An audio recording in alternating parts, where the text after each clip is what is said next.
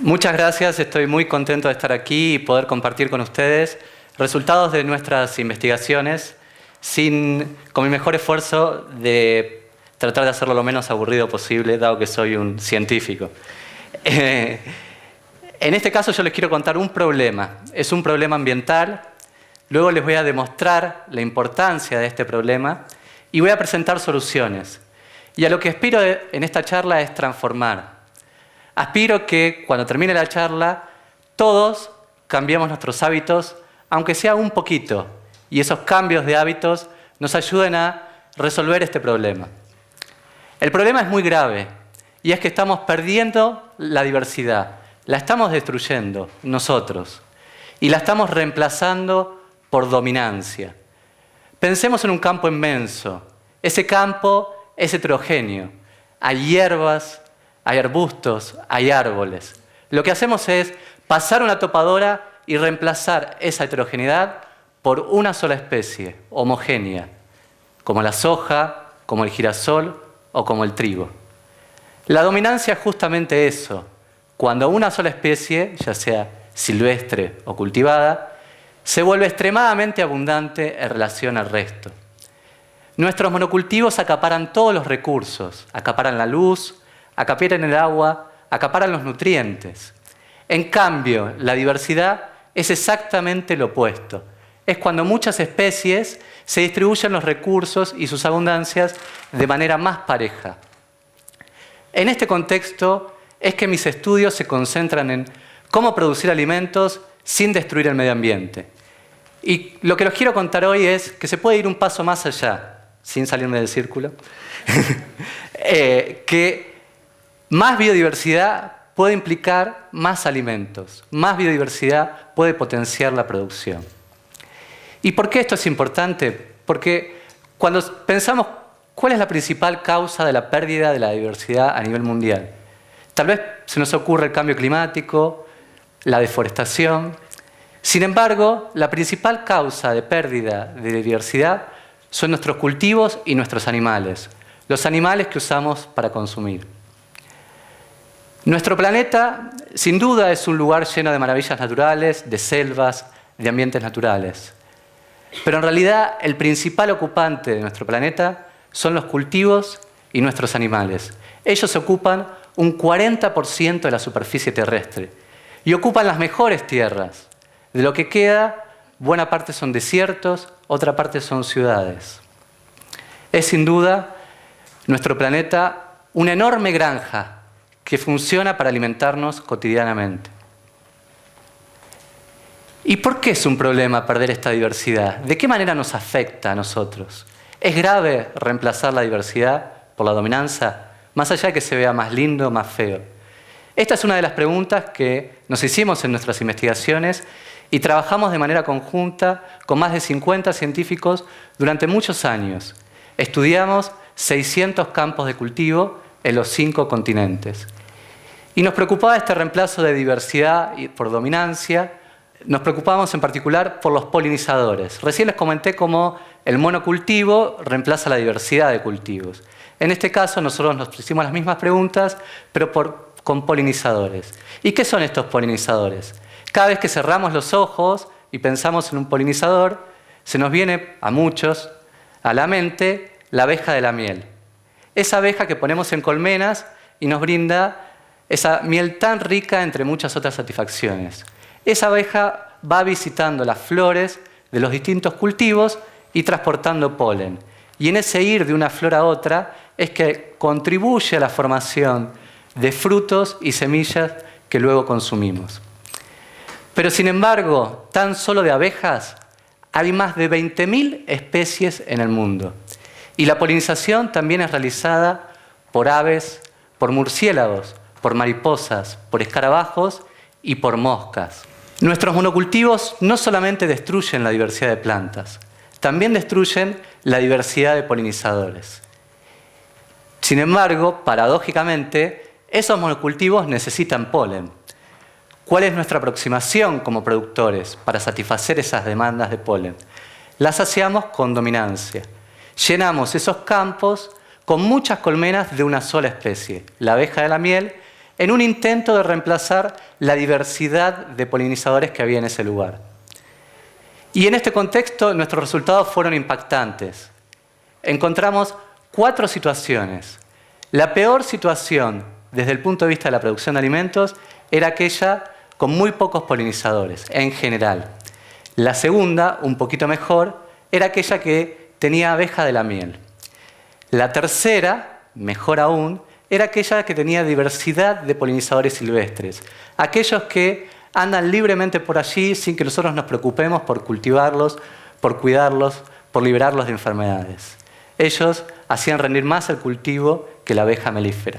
Y la mejor situación de todas era la abeja de la miel y los polinizadores silvestres. La diversidad encontramos que tiene un rol clave en la producción de alimentos. Necesitamos diversidad para producir más alimentos. ¿Y por qué necesitamos esta diversidad? Y nosotros vimos que había cultivos que tenían flores grandes y entonces necesitaban polinizadores grandes para contactar la parte femenina y la parte masculina de la flor. Había otros cultivos que tenían flores largas y tubulares y entonces necesitaban polinizadores de lengua larga. También sabemos que el clima está cambiando y además el clima es variable. Algunos días hace frío y allí algunas especies de polinizadores salen a visitar las flores de los cultivos. En cambio, otros días hace calor y allí salen otras especies. Para garantizar la polinización de nuestros cultivos ante distintos climas, necesitamos diversidad. Los distintos polinizadores se complementan y actúan de manera sinérgica para aumentar la producción.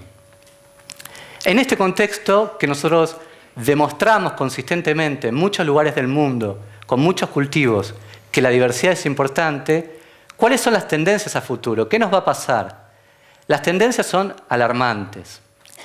Tan solo de acá a 40 años, muchos estudios académicos indican que tenemos que duplicar la producción de alimentos. Duplicar la producción de alimentos. Eso implica mayor expansión de superficie agropecuaria a costa de, por supuesto, diversidad de plantas. Nosotros encontramos que menos diversidad de plantas significa menos diversidad de polinizadores. Menos diversidad de polinizadores, menos polen en las flores, menos polen en las flores, cosechamos menos por hectárea. Si cosechamos menos por hectárea y necesitamos satisfacer la misma producción, tenemos que expandirnos más. De vuelta, mayor superficie agropecuaria, menos diversidad de plantas, menos diversidad de polinizadores, menos polen, menos cosecha por hectárea. Es un ciclo negativo que cada vez nos lleva a una peor situación. ¿Qué es lo que podemos hacer entonces para cortar con este ciclo negativo? Se pueden hacer muchas cosas, no hay una única solución que es mágica, se puede hacer muchas cosas y depende de todos nosotros. Yo voy a presentarles algunas soluciones relacionadas con productores, relacionadas con consumidores y relacionadas con científicos en base a las cuales tuve cierta experiencia.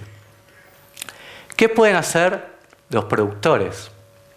Los productores, ¿qué pueden hacer para transformar este ciclo negativo en un ciclo positivo? Y bueno, es casi obvio. Si el problema está en que nosotros sacamos la diversidad de nuestros campos, tenemos que traer la diversidad de vuelta a nuestros campos.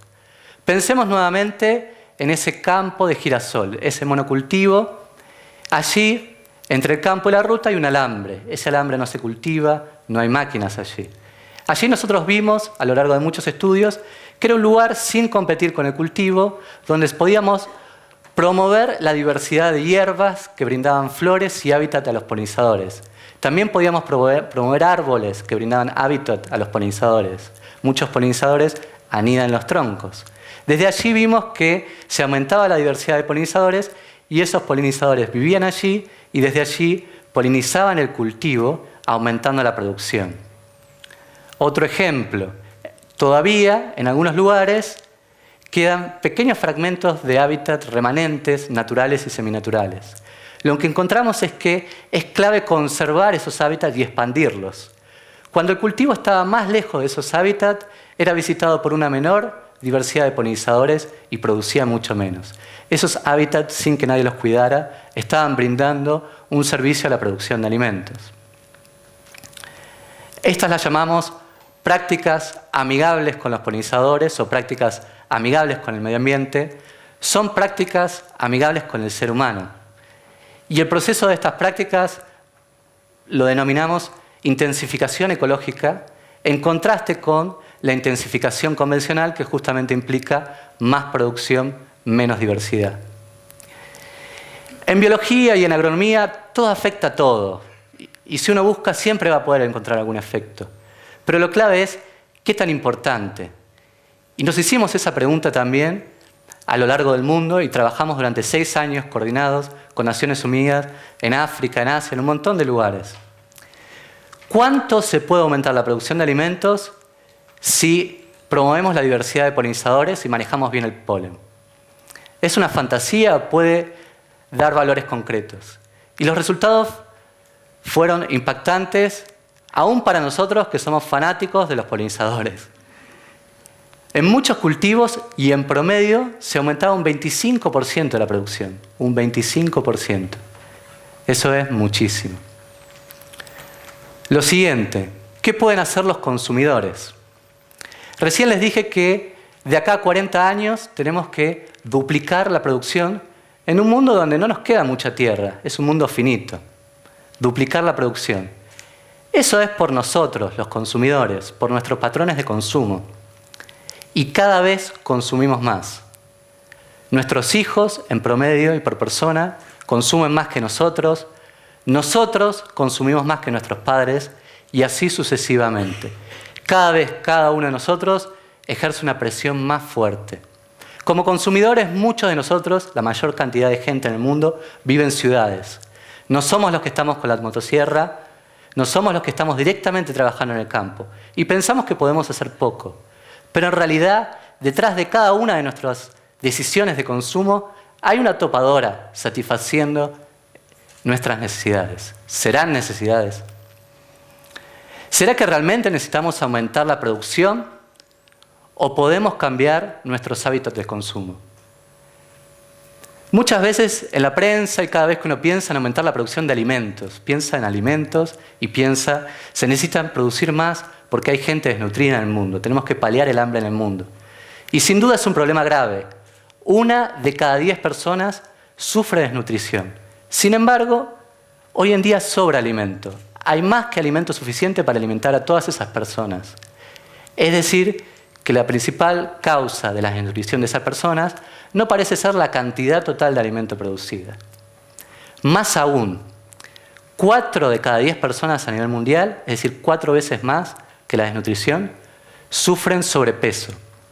Y en Argentina son 6 personas de cada 10. 6 de cada 10 personas sufren sobrepeso. Es decir, que en un contexto donde la prevalencia del sobrepeso es mayor a la desnutrición, más producción no necesariamente es más seguridad alimentaria, ni más ni mejor alimento para los pobres. Cortémosla entonces con el consumismo. ¿Qué es lo que podemos hacer para cambiar? Hay muchas cosas, solo les voy a mencionar 3 con las cuales yo he tenido cierta experiencia también como consumidor. Una es reducir los desperdicios. Esto es increíble. 1/3 de la comida se tira, 1/3, desde que se produce hasta que la consumimos. Pensando en estas cosas, pasé hace unas semanas por una verdulería y me traje una bolsa de basura. Con bastante pudor, miré para atrás a ver si alguien me veía, algún conocido, algún estudiante. Y me la llevé a mi casa. Abrí esa bolsa y no lo podía creer. Había más de 15 o 20 tipos de verduras y frutas, todos nutricionalmente aptos, pero que tenían pequeños defectos. Pequeños defectos que se desechaban porque nosotros los consumidores no los elegíamos. Con esa bolsa de basura, que no era necesariamente grande, comimos más de una semana en mi casa. Nos encanta la fruta homogénea, limpia, así como nuestros campos de cultivo, bien dominantes. El siguiente aspecto es, no deberíamos consumir más de 300 gramos de carne por persona y por semana. Muchos estudios de medicina indican que esto traería muchos beneficios para nuestra salud. Pero lo que es impactante es que hay doble beneficio, no solo para nuestra salud, sino para la salud del medio ambiente, la salud de nuestra clase, la salud del planeta. ¿Por qué es eso? Porque un 40%, es decir, el principal destino de nuestra producción agrícola son los animales, un 40%. Le damos las semillas a los animales y nos consumimos los animales. Y esto es muy ineficiente. Pensemos en una hectárea de maíz. Si nosotros le damos esa hectárea de maíz a una vaca y nos comemos la vaca, estamos aprovechando solo el 3% de la energía que si nos consumiésemos la hectárea de maíz directamente. Es decir, que si comemos carne necesitamos muchas más hectáreas, menos diversidad, más destrucción de hábitat. También le puse el cuerpo a esto y a pesar de todos mis prejuicios con la alimentación, hoy peso 20 kilos menos de lo que solía pesar. El siguiente aspecto que les quiero contar hoy es que como consumidores nos podemos transformar en productores. Podemos producir alimentos en macetas, en departamentos, en nuestros jardines. Muchos de nosotros tenemos la suerte de acceder a un jardín, porque nos gusta la naturaleza. ¿Y qué es lo primero que hacemos? Lo mismo que los productores, reemplazar la diversidad que había ahí por dominancia, por una sola especie. Esta vez ni siquiera de un cultivo, de un pasto. Y le damos un montón de agua potable. Un montón de agua potable y nos gusta verlo verde, bien dominante, bien homogéneo, como en nuestros cultivos, como nuestras verduras y frutas, bien limpias, homogéneas. Esto también lo experimentamos en nuestra casa y más allá de la presión en reducción de destrucción de hábitat que puede generar este aumento en la cantidad de alimento porque nosotros empecemos a ser productores, lo que es impactante es nuestro cambio en la percepción. Es maravilloso poder plantar una semilla, ver crecer una planta y que uno cosecha un tomate, con olor a tomate, con sabor a tomate. Cambia nuestra forma de percibir el mundo, nuestra forma de pensar, nuestra forma de actuar. ¿Qué es lo que podemos hacer los científicos? Y sería muy angustiante para mí jubilarme en esta profesión que es tan demandante, que es muy intensa, muy linda, pero que trasciende las barreras familiares, las barreras laborales, que involucra a toda la familia. Ver que aprendimos un montón de cosas, jubilarme y darme cuenta que eso no sirvió para transformar nada. Y esa es una de las razones por las cuales estoy aquí hoy también, tratando de no salirme del círculo. Y por la que muchos científicos también trabajan de manera cotidiana con consumidores, con productores. Y trabajamos de manera de honorem en muchas plataformas intergubernamentales, donde nos juntamos durante varios años, científicos de todo el mundo, para sistematizar el conocimiento científico actual con respecto a un tema, en mi caso, los polinizadores y la diversidad. Y esa sistematización de la información actual y del consenso actual de la ciencia se los presentamos a políticos de todo el mundo para que ellos generen nuevas leyes y para tratar de cambiar esta realidad. De este consenso surgen muchas cosas. Una, sin duda, es que la biodiversidad es importante. No solamente la producción de alimentos, es importante para un montón de industrias económicas, como el turismo, es importante para la apicultura, es importante para la producción de oxígeno, para la purificación del agua. En conclusión, los datos son claros. Estamos destruyendo la biodiversidad y la estamos reemplazando por dominancia. Esto es un error, porque la biodiversidad es importante para nuestra vida. Parte de esta biodiversidad la podemos recuperar, pero tenemos que actuar rápido. Biodiversidad o dominancia en la producción de alimentos, biodiversidad. Muchas gracias.